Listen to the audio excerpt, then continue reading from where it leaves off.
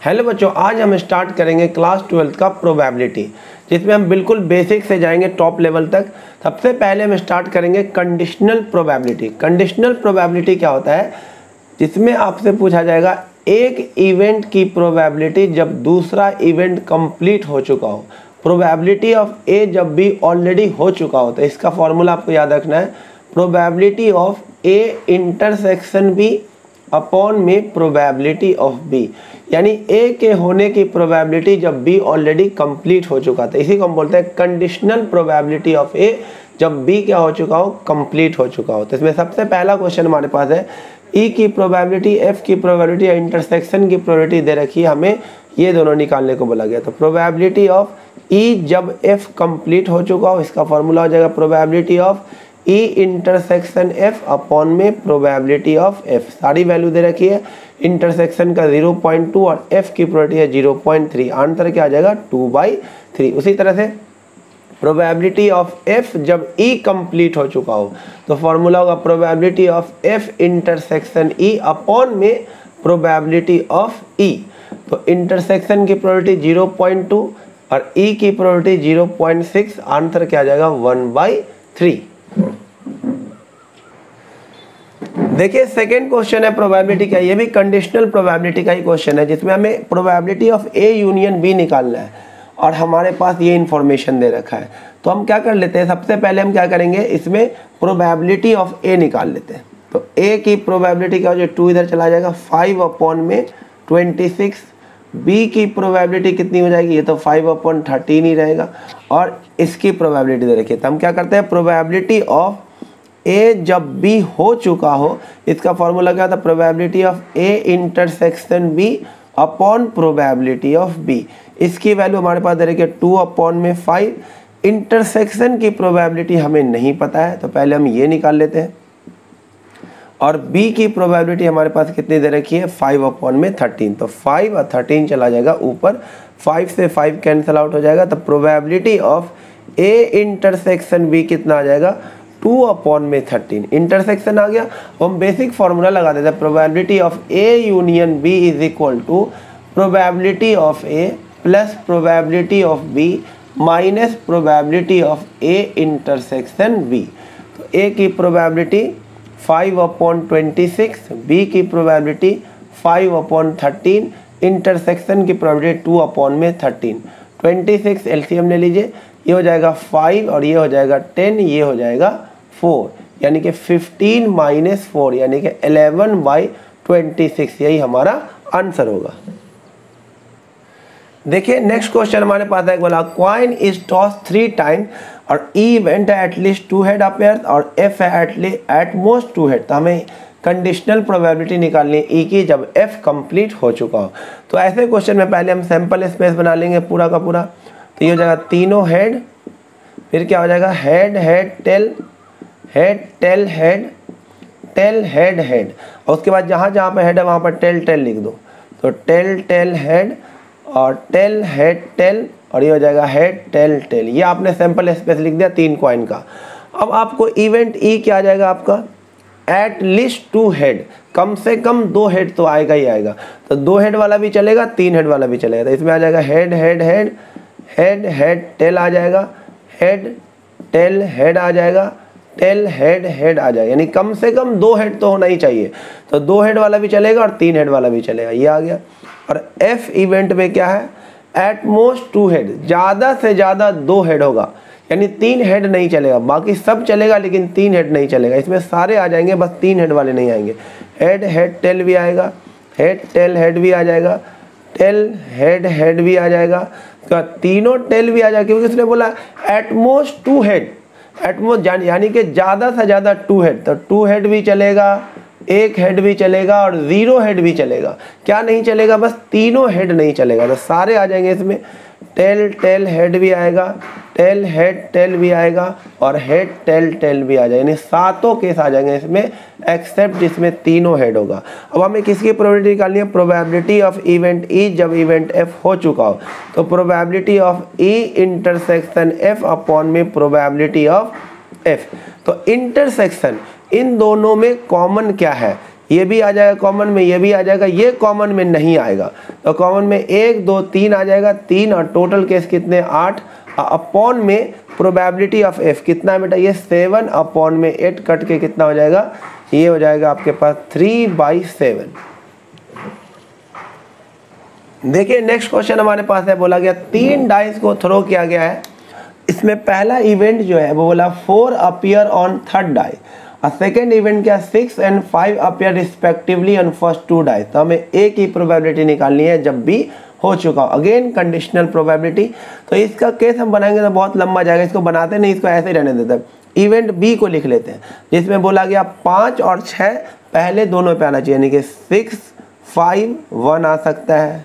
3 dice फेंका गया तो क्या आ सकता है 6 5, इस दोनों ये तो फिक्स रहेंगे, पहले और दूसरे पे 6 और 5 ही आना चाहिए रिस्पेक्टिवली। तो तीसरे पे क्या आ सकता है 2 आ सकता है, 6 5 फिक्स रहेगा, तीसरे पे क्या आ सकता है 3 आ सकता है, 6 5 तो फिक्स रहेगा, तीसरे पे क्या आ सकता है 4 आ सकता है, 6 5 तो ये फिक्स रहेगा, तीसरे पे क्या आ सकता है 5 आ सकता है, फिर 6 5 तो ये फिक्स रहेगा, थर्ड पे क्या आ सकता है 6 भी आ सकता है। तो इतने केस बनेंगे बी का।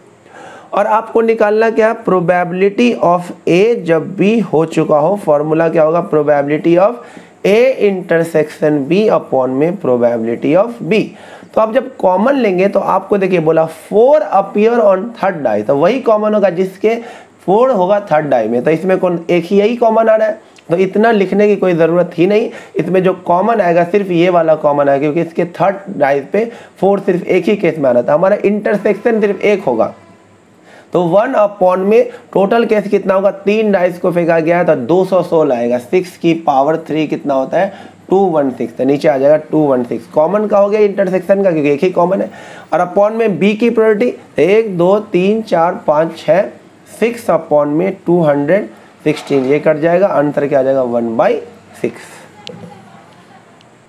देखिए नेक्स्ट क्वेश्चन हमारे पास एक दे रखा है, इसमें क्या बोला गया है, एक क्वेश्चन बैंक है जिसमें 300 इजी ट्रू फॉल्स क्वेश्चन है, 200 डिफिकल्ट ट्रू फॉल्स क्वेश्चन है, 500 इजी एमसीक्यू है और 400 डिफिकल्ट एमसीक्यू है। एक क्वेश्चन को रैंडमली सिलेक्ट किया गया है और आपसे क्या बोला, what is the probability that it will be easy question given that it is a MCQ. ये कंडीशनल प्रोबेबिलिटी का क्वेश्चन है। तो इसमें आपको पहचानना होगा इवेंट ए कौन होगा, इवेंट बी कौन होगा। जो गिवन इवेंट होगा वो इवेंट बी होगा, जो हो चुका हो, जो कंप्लीट हो चुका हो, और जिसकी प्रोबेबिलिटी निकालनी वो ए इवेंट होगा।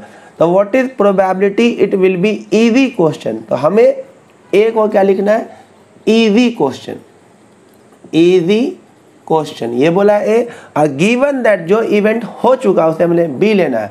बी क्या हो चुका है, इट इज अ एमसीक्यू, या क्या है एमसीक्यू है। और हमें निकालना है ए की प्रोबेबिलिटी जब इवेंट बी हो चुका हो, तो probability of A intersection B upon में प्रोबेबिलिटी ऑफ बी। तो इंटरसेक्शन का मतलब ये हुआ इजी भी होना चाहिए और एमसीक्यू भी होना चाहिए, यानी कि इजी वाला एमसीक्यू। तो इजी वाला एमसीक्यू क्या है, देखिए ए का मतलब इजी क्वेश्चन, बी का मतलब एमसीक्यू, इंटरसेक्शन मतलब दोनों इजी भी हो और एमसीक्यू भी हो। तो इजी वाला एमसीक्यू कितना 5, तो ऊपर तो आ जाएगा 500 अपॉन में टोटल कितने क्वेश्चन है 10 और 4 1400 क्वेश्चन है टोटल। अपॉन में बी की प्रोबेबिलिटी क्या होगी, एमसीक्यू की प्रोबेबिलिटी। एमसीक्यू कितने हैं 500 और 400 कितना हो जाएगा 900 है एमसीक्यू, अपॉन में 1400। हमारा आंसर क्या आ जाएगा 5/9।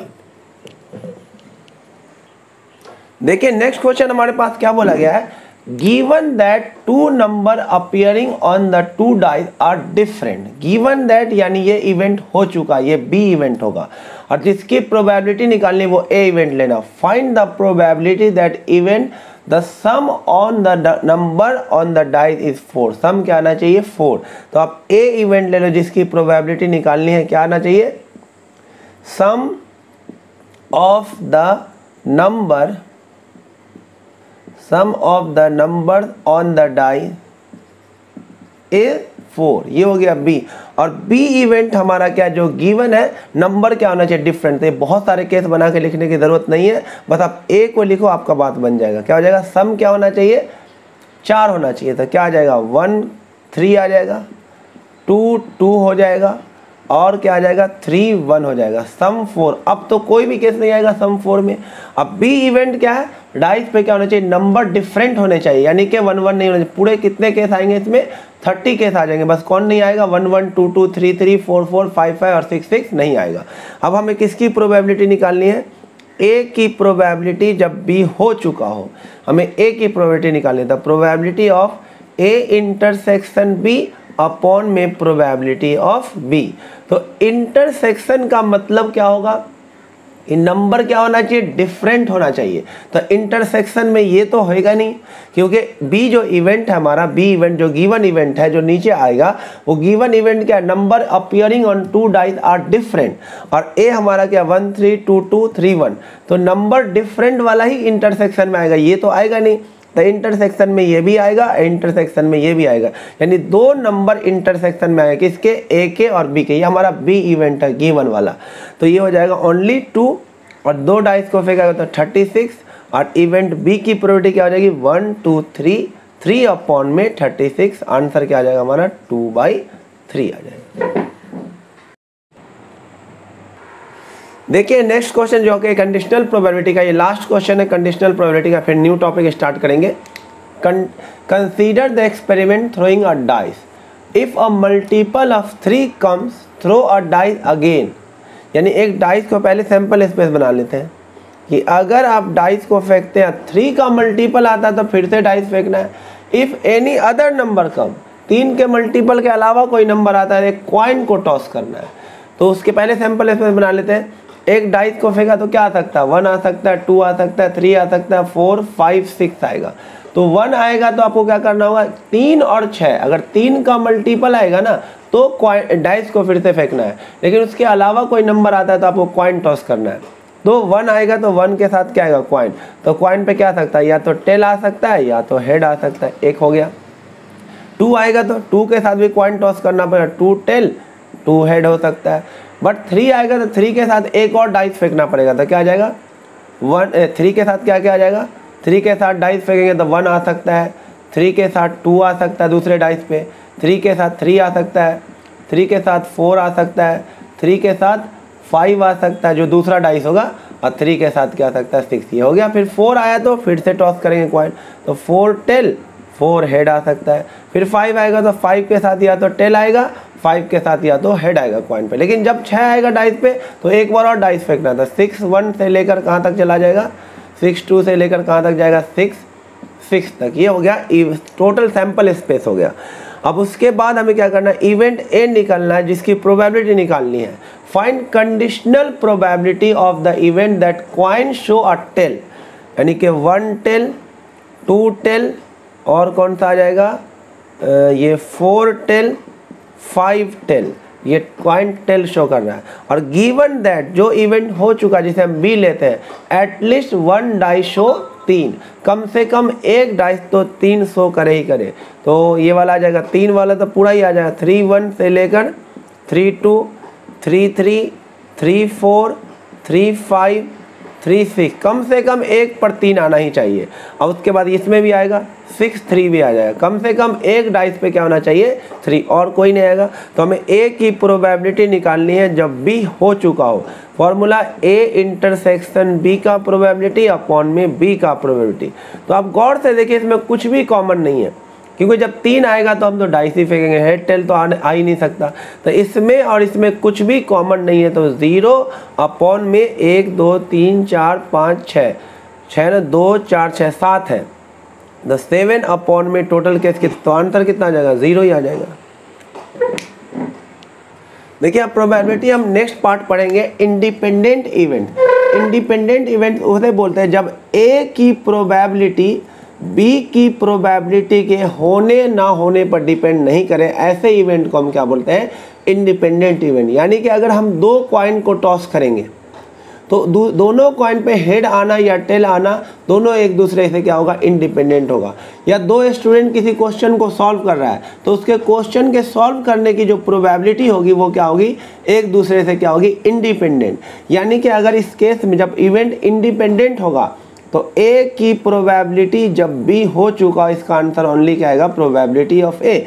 इसका मतलब होता है ए की प्रोबेबिलिटी जब बी हो चुका हो, तो अगर ये इंडिपेंडेंट इवेंट है तो बी के होने ना होने से कोई फर्क नहीं पड़ेगा, इसका मतलब होगा प्रोबेबिलिटी ऑफ ए। और बी की प्रोबेबिलिटी जब ए हो चुका, इसका भी अंदर क्या आएगा, प्रोबेबिलिटी ऑफ बी। तो इस केस में कंडीशनल प्रोबेबिलिटी क्या बन जाएगा, प्रोबेबिलिटी ऑफ ए जब बी हो चुका हो, फॉर्मूला क्या होता है, probability of A intersection B upon में प्रोबेबिलिटी ऑफ बी। और अगर ए और बी इंडिपेंडेंट है तो इसका आंसर क्या आएगा, प्रोबेबिलिटी ऑफ ए आएगा। और इसको इधर ले इनटू में probability of B equal to क्या हो जाएगा, probability of A intersection B. तो ये एकदम इम्पॉर्टेंट कॉन्सेप्ट निकल के आया कि दो इवेंट इंडिपेंडेंट कब होगा, जब ए इंटरसेक्शन बी की प्रोबेबिलिटी किसके इक्वल आ जाए, probability of A into probability of B. इसे आपको याद रखना होगा। देखिए इंडिपेंडेंट इवेंट का पहला सबसे आसान सा क्वेश्चन है, ए की प्रोबेबिलिटी और बी की प्रोबेबिलिटी दे रखी है और हमें ए इंटरसेक्शन बी का प्रोबेबिलिटी बताना, जब ए और बी क्या है, इंडिपेंडेंट। अगर ए और बी इंडिपेंडेंट है तो probability of A intersection B किसके इक्वल होगा, प्रोबेबिलिटी ऑफ ए इंटू में probability of B. Simple answer क्या आ जाएगा, 3/5 इंटू 1/5 आंसर होगा 3/25। देखिए नेक्स्ट क्वेश्चन में हमें बोला गया a fair coin and a dice are toss. उसमें दो इवेंट दे रखा है, ए इवेंट है हेड अपेयर ऑन कॉइन, अब बी है 3 ऑन डाइस। चेक करके बताना ये दोनों इंडिपेंडेंट है कि नहीं। तो पहले बता लेते हैं, ए इवेंट क्या होगा, हेड अपेयर ऑन कॉइन। जब एक कॉइन को और एक डाइस को फेंकेंगे तो क्या आ जाएगा, हेड अपेयर ऑन कॉइन। तो क्या आ जाएगा, हेड के साथ क्या आ सकता है 1, हेड के साथ क्या आ सकता है 2 भी आ सकता है, हेड के साथ आ सकता है 3, हेड के साथ आ सकता है 4, हेड के साथ 5 भी आ सकता है डाइस में, और हेड के साथ 6 भी आ सकता है। ये हो गया। और इवेंट बी क्या है, 3 on the dice. 3 on the dice तो हेड 3 भी आ सकता है, और अगर कॉइन पे टेल आया तो डाइस पे 3 भी आ सकता है। तो ये होगा बी इवेंट। हमें ए और बी को चेक करना ये इंडिपेंडेंट है कि नहीं। तो पहले निकालते हैं प्रोबेबिलिटी ऑफ ए। तो कितना हो जाएगा ये 6, और टोटल केस हो जाएंगे हमारे पास 12, क्योंकि हेड के साथ 6 तक आ सकता है, टेल के साथ 6 तक आ सकता है। यानी जो टोटल सैंपल स्पेस होगा हेड 1 से लेकर कहाँ तक जाएगा, हेड 6 तक, और टेल 1 से लेकर कहाँ तक जाएगा, टेल 6 तक। ये 12 सैंपल स्पेस बनेंगे। तो 6/12 कितना जाएगा 1/2। और बी की प्रोबेबिलिटी क्या होगी, 2 केस है, 2/12 आंसर कितना आ जाएगा 1/6। और इसके इंटरसेक्शन की प्रोबेबिलिटी क्या होगी, ए इंटरसेक्शन बी। इसमें कॉमन क्या है, सिर्फ एक ही कॉमन है, तो 1/12। अब अगर ये इंडिपेंडेंट है तो दोनों की प्रोबेबिलिटी देखिए, ए की प्रोबेबिलिटी इंटू बी की प्रोबेबिलिटी कितनी आ रही है, 1/2 इंटू 1/6 आंसर क्या आ रहा है 1/12। और यही किसकी प्रोबेबिलिटी है, ए इंटरसेक्शन बी की। इसका मतलब ए और बी क्या है, इंडिपेंडेंट है। देखिए नेक्स्ट क्वेश्चन काफ़ी इंपॉर्टेंट है, बढ़िया क्वेश्चन है ये। ए की प्रोबेबिलिटी है इंटरसेक्शन की प्रोबेबिलिटी और बी की प्रोबेबिलिटी दे रखी है, और आपसे पूछा फाइंड पी जब ए और बी क्या हो, म्यूचुअली एक्सक्लूसिव। जब दो इवेंट म्यूचुअली एक्सक्लूसिव होता है तो उसका जो इंटरसेक्शन होता है वो फाई के इक्वल होता है। और जब इंटरसेक्शन फाई के इक्वल होगा तो उसकी प्रोबेबिलिटी क्या हो जाएगी, आंसर आएगा 0। तो पहले पार्ट को पहले सॉल्व करते हैं। तो हम क्या फॉर्मूला लगाएंगे, probability of A union B is equal to probability of A plus probability of B minus probability of A intersection B. First part को सॉल्व करना है। तो इसकी वैल्यू दे रखी है 3/5, ए की प्रोबेबिलिटी दे रखी है 1/2, पी की प्रोबेबिलिटी पी निकालना है, ये तो हो गया 0। तो P की प्रोबेबिलिटी, P की वैल्यू हो जाएगी 3/5 माइनस 1/2, 6 माइनस 5 यानी 1/10 इसका आंसर आ जाएगा। पार्ट 2, अगर A और B इंडिपेंडेंट होगा तो A की प्रोबेबिलिटी इंटू B की प्रोबेबिलिटी किसके इक्वल होगा, probability of A intersection B के। तो इसी फॉर्मूले में हम क्या करेंगे, इसकी जगह probability of A union B is equal to probability of A, second part solve कर रहे हैं, अब प्लस में प्रोबेबिलिटी ऑफ बी, और इसको हम क्या लिख देंगे, probability of A into probability of B, क्योंकि दोनों इंडिपेंडेंट है। इसकी जगह 3/5, इसकी जगह 1/2, इसकी जगह p, इसकी जगह 1/2 और इसकी जगह p। तो ये इसमें माइनस हो जाएगा तो कितना आ जाएगा 1/10 और p में से p/2 को माइनस करेंगे तो p/2 आ जाएगा। तो p की वैल्यू कितनी आ जाएगी 1/5 आ जाएगी। देखिए नेक्स्ट क्वेश्चन हमारे पास दे रखा है a की प्रोबेबिलिटी, b की प्रोबेबिलिटी और a इंटरसेक्शन b की प्रोबेबिलिटी गिवन है और हमसे बोला find probability of not a and not b। Not का मतलब होता है कॉम्प्लीमेंट, यानी a कॉम्प्लीमेंट, एंड का मतलब होता है इंटरसेक्शन b कॉम्प्लीमेंट। हमें ये चीज़ निकालना है बच्चों। अब गौर से देखिए, ये a और b का जो प्रोडक्ट आएगा 1/8 आ रहा है और यहाँ भी 1/8 है, यानी कि a और b दोनों क्या इंडिपेंडेंट इवेंट है। और इंडिपेंडेंट इवेंट का कंडीशन होता है बेटा कि probability of a intersection b किसके इक्वल हो जाएगा, probability of a into probability of b। या ऐसा भी लिखा हो a complement intersection b complement, तो इसे लिख देंगे probability of a complement into probability of b complement. या ऐसा लिखा हो probability of a complement intersection b लिखा हो तो इसको लिख सकते हैं probability of a complement into probability of b, अलग अलग हो जाएगा। तो इसे हम क्या लिख सकते हैं, probability of a complement into probability of b complement. और हमें दोनों चीज़ दे रखा, a के होने की प्रोबेबिलिटी 1/4 है तो a के नहीं होने की प्रोबेबिलिटी क्या हो जाएगी 1 माइनस 1/4 जो कि क्या होगा 3/4, यह आ जाएगा 3/4। b के होने की प्रोबेबिलिटी 1/2 है तो b के नहीं होने की प्रोबेबिलिटी भी कितनी आएगी 1/2, तो हमारा आंसर आ जाएगा 3/8। देखिए नेक्स्ट क्वेश्चन हमारे पास है a b की प्रोबेबिलिटी दे रखी है, नॉट a और नॉट b की प्रोबेबिलिटी दे रखी है। अब बताना है a और b इंडिपेंडेंट है कि नहीं। तो इंडिपेंडेंट होने के लिए क्या होना पड़ता है, a इंटरसेक्शन b की प्रोबेबिलिटी किसके इक्वल होना चाहिए, प्रोबेबिलिटी ऑफ a इंटू में प्रोबेबिलिटी ऑफ b। तो a और b की तो प्रोबेबिलिटी पता है, हमें किसकी प्रोबेबिलिटी बस निकालनी है, इसकी। तो उसके लिए हम क्या करते हैं, इसका यूज़ करते हैं। नॉट a का मतलब a कॉम्प्लीमेंट, और का मतलब यूनियन, नॉट b का मतलब b कॉम्प्लीमेंट। इसकी वैल्यू है 1/4। अब इसमें हम लगाएंगे De Morgan law. De Morgan law क्या बोलता है कि अगर दोनों पर कॉम्प्लीमेंट हो और अगर होल पर कॉम्प्लीमेंट लगाना होगा तो इसको आप ऐसे लिख सकते हो, a यूनियन b का होल कॉम्प्लीमेंट या a इंटरसेक्शन b का होल कॉम्प्लीमेंट। ये होता है a कॉम्प्लीमेंट यूनियन बन जाएगा इंटरसेक्शन में और इंटरसेक्शन किस में बन जाएगा, यूनियन में। ये होता है डी मॉर्गन लॉ। तो हम इसे क्या लिख सकते हैं, a इंटरसेक्शन b का whole complement is equal to 1/4। किसी इवेंट के नहीं होने की प्रोबेबिलिटी 1/4 है तो उस इवेंट के होने की प्रोबेबिलिटी कितनी हो जाएगी 1 माइनस 1/4 यानी कि 3/4। तो इंटरसेक्शन की प्रोबेबिलिटी आ गई 3/4 और a इंटू b की प्रोबेबिलिटी कितनी आ जाएगी 1/2 इंटू 7/12 यानी कि 7/24। ये दोनों इक्वल नहीं आया। Probability of a intersection b not equal to probability of a into probability of b। इसका मतलब a और b इंडिपेंडेंट नहीं है। देखिए नेक्स्ट क्वेश्चन हमारे पास बोला है दो इवेंट इंडिपेंडेंट है और a और b की प्रोबेबिलिटी दे रखी है। तो सबसे पहले हमें निकालना है a एंड का मतलब इंटरसेक्शन, हमें निकालना है a इंटरसेक्शन b। तो इंडिपेंडेंट है तो सीधे सीधे अलग अलग हो जाएगा। Probability of a into probability of b 0.3 into 0.6 क्या आ जाएगा 0.18, ये आ जाएगा।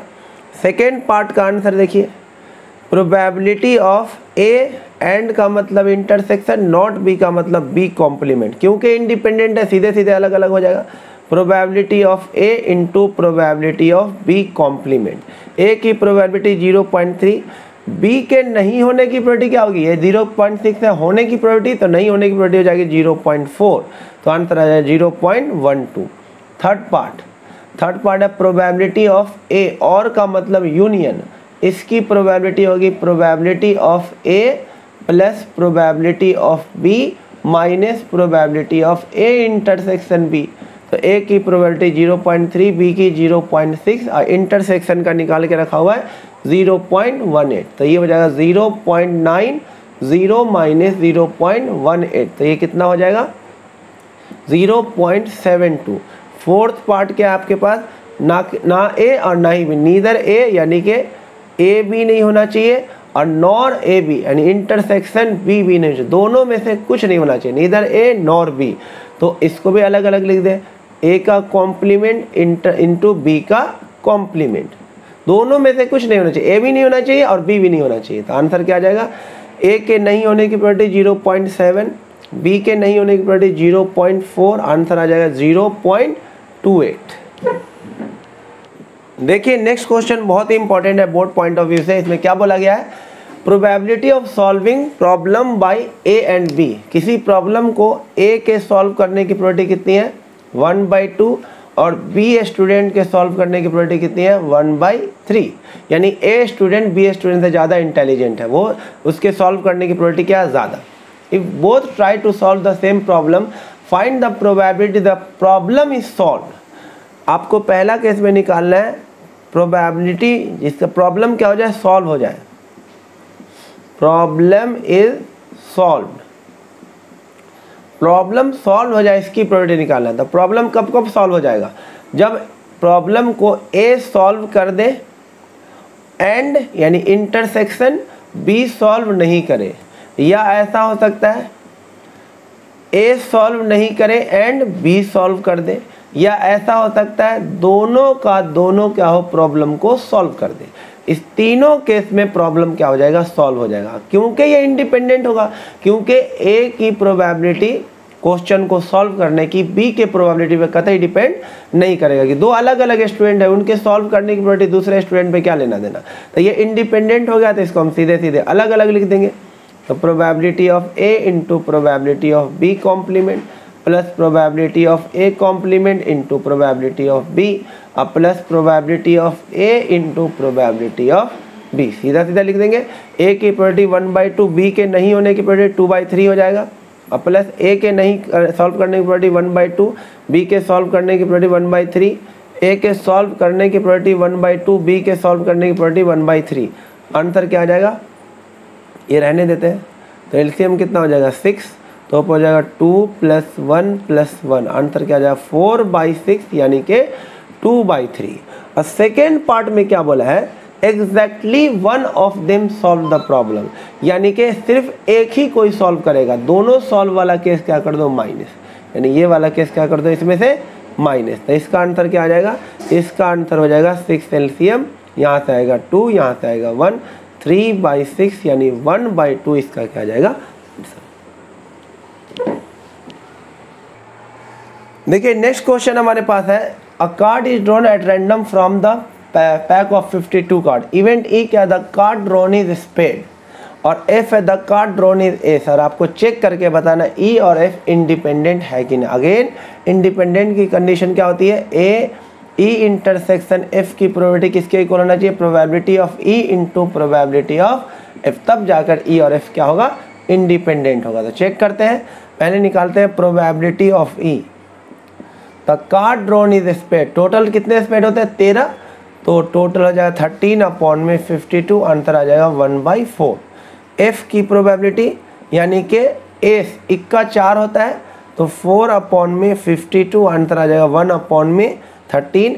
अब दोनों का इंटरसेक्शन निकालते हैं, ई इंटरसेक्शन एफ, दोनों में कॉमन स्पेड और एस था, स्पेड के अंदर भी एक एस होता है, तो ये हो जाएगा 1/52। स्पेड और एस में क्या कॉमन होगा, स्पेड में एक ही तो एस होता है, तो 1/52। आप दोनों को मल्टीप्लाई करके देखते हैं, probability of E into probability of F बिल्कुल आ रहा है, 1/4 इंटू 1/13 दोनों क्या आ गया इक्वल आ गया। इसका मतलब ई और एफ क्या है इंडिपेंडेंट है।